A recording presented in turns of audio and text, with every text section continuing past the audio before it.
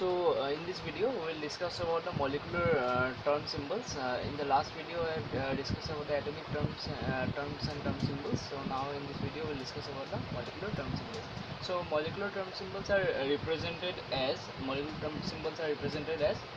this formula, twice s plus 1 capital lambda, and in the right hand side subscript we have plus or minus, and in the lower right corner we have the g value, g or u term.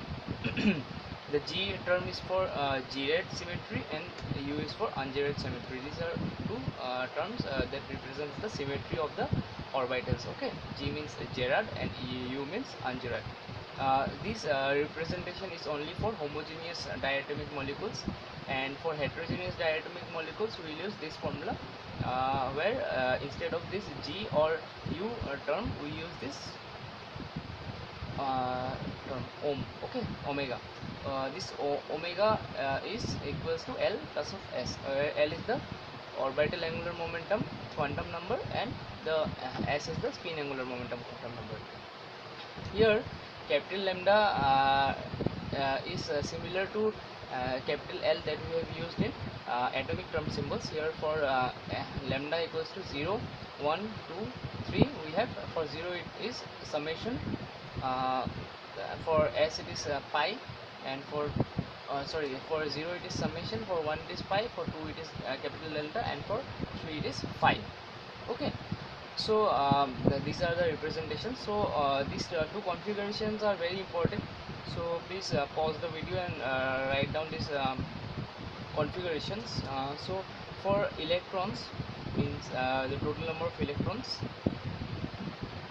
less than for total number of electrons greater than 14, we have this type of this configuration, where sigma 1s, sigma star 1s, sigma 2s, sigma star 2s, sigma 2pz, pi 2px, pi 2py. These are degenerate, and this pi star also degenerate, and then it comes sigma star 2pz. Okay, and for electrons less than or equal to 14 we will use this type of configuration. Only in both the configuration till this sigma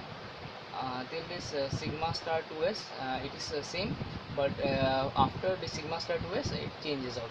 Here we have sigma 2pz, then pi 2px and pi 2py comes, but here first pi 2px, pi 2py comes, then sigma 2pz. Okay, only these two orbitals are interchanged. And here in the bottom part, the symmetry of these orbitals are given. G sigma bonding orbitals are of Gerard symmetry, and the anti-bonding sigma orbitals are of ungerard symmetry, whereas the pi bonding are of ungerard and the pi anti-bonding orbitals are of Gerard symmetry. Okay, so now let us discuss some of the rules that are important for this writing these molecular term symbols.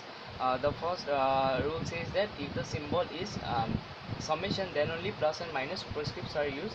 That means this plus minus sign comes only when this term is summation. Okay, only for this summation term. The second point says that the G and U terms are referred to the orbital in which the last electron is filled. So we'll write the electronic configuration of the given molecule or given compound atom. We'll write the electronic configuration for the given system, and if the last electron is entering say the last electron is entering in a sigma star orbital, then it will be U. Okay, and if the last electron is entering in a pi star or sigma orbital, then it will be G. That means I mean to say that that the symmetry of that orbital in which the last electron is entering is considered. Okay, so this G and U term comes from the symmetry of the last orbital, where the symmetry of the orbital where the last electron is entered. Okay, filled. So in this third point says that the negative sign only comes when the electron is filled in the pi orbitals.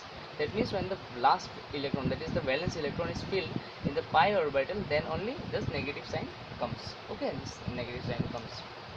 And the last point is that if two electrons lies in two different orbitals, say we have the configuration say sigma say we have the configuration pi 2p x1 equal to pi 2p y1. So for this type of configuration we will take the product of the symmetry of both these orbitals. So it is u and this is also u.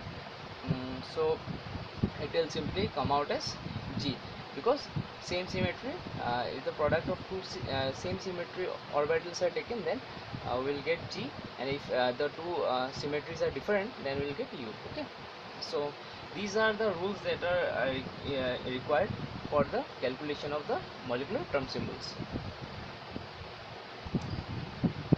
So now let us take one example. Let us take the example of NO. This is a heterogeneous diatomic molecule, and it consists of 15 electrons, which is greater than 14. So we'll use this configuration, and writing this in this configuration, we see that the last electron comes in the pi star orbital, and for pi star orbital we know that the symmetry is G. But here, as we have already mentioned in the formula, that for heterogeneous diatomic molecules the symmetry is not mentioned, because heterogeneous diatomic molecules are unsymmetrical, so this G term will not be required. Okay, if the molecule is symmetrical, then only this G and U term will come, that is only for homogeneous diatomic molecules. Okay, so let us check this example. So these two pi orbitals, the pi 2px and pi 2py, the ml values are +1 and -1.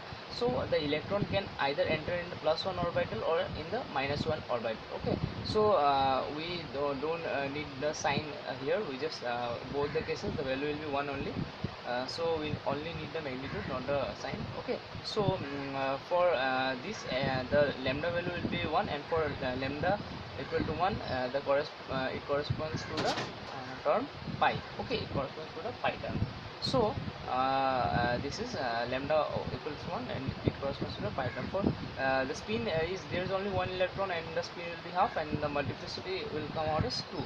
So the term will be 2 pi, and here a negative sign is used because the last electron is entering into the pi orbital. Okay, orbital, so that's why we are using a minus sign, negative sign. Okay, and for calculating the term symbol, writing the term symbol, we have to find out this omega term, and for omega we know it is lambda plus of s, and lambda is 1 and s is half, and so we get omega is equals to 3/2. So this is the term symbol. Okay, this is the term symbol. So in this way we can calculate the molecular terms for different compounds. So I have only taken one example for a heterogeneous diatomic molecule. You can take other examples, so you can practice other examples, it will be very helpful for you. So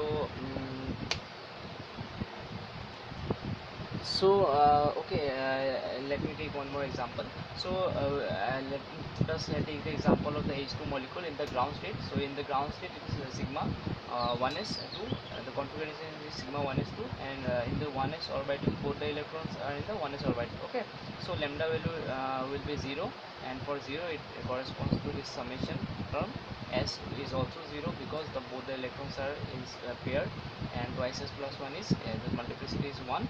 So the term will be 1 summation, and as I have already mentioned that this plus and minus sign only comes when the summation term is used, and for this summation term, for this sigma, or if the electrons are in the sigma orbital, then we will use the plus term, and if the electrons are in the pi orbital, then only we will use the minus term. Okay, so here the electrons are in the sigma orbital, so you have used this plus sign, and the this is it is a symmetrical molecule, so you will must also mention the symmetry. So it is sigma 1 is bonding orbital, sigma 1 is it is a bonding orbital, so it is of Girard symmetry, and so this is the term. Okay. And we can also consider the H2 molecule in the excited state. In the excited state, one electron will be excited from this bonding sigma 1s orbital to the anti-bonding sigma 1s orbital. So the configuration will be sigma 1s 1 and sigma star 1s 1.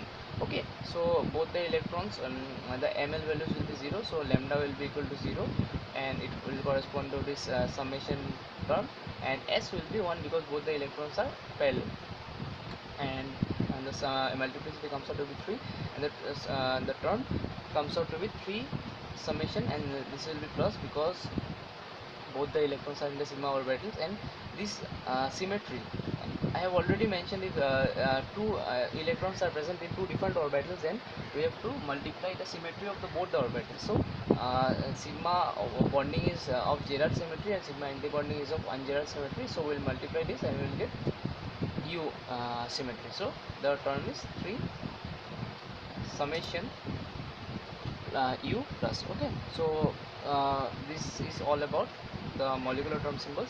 Please like my videos and subscribe this channel, and please share this videos with your friends, and thank you.